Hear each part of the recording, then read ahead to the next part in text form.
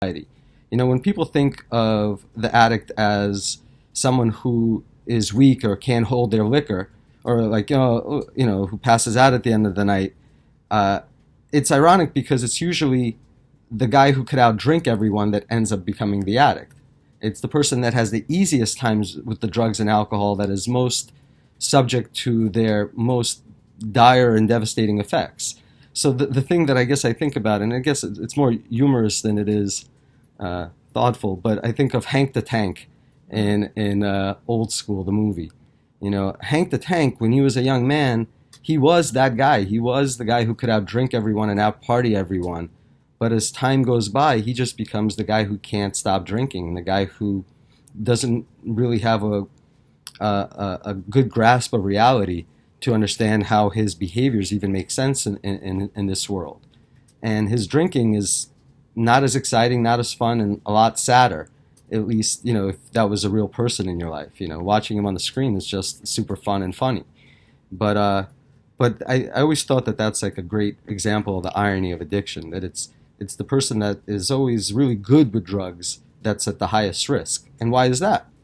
Well, that's because one of the big factors that determines whether you get addicted or not is how much drug you actually use over time. So one factor is certainly your genetic loading. Another factor is how much exposure to the drug you actually have. So someone could have really powerful, resilient genetics for substance use, but if they use enough drug, they're still going to get addicted over time. There's obviously other factors. There's the ability to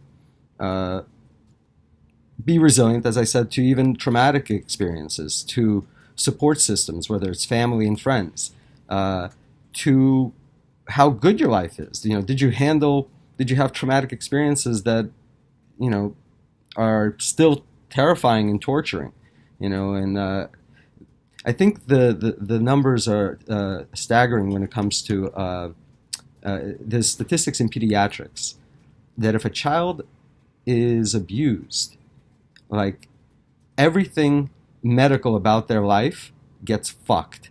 We're talking like 8 times more likely to have diabetes, like 20 times more likely to commit suicide, like every medical parameter. It's not even about mental health only or addiction only. It's like everything gets jacked when a child grows up in an abusive household or is in foster care and kind of abusive environments.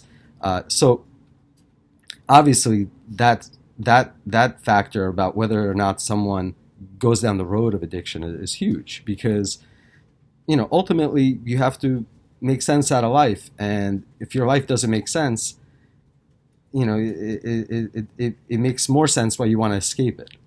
And I think that's what a lot of people find themselves in with addiction.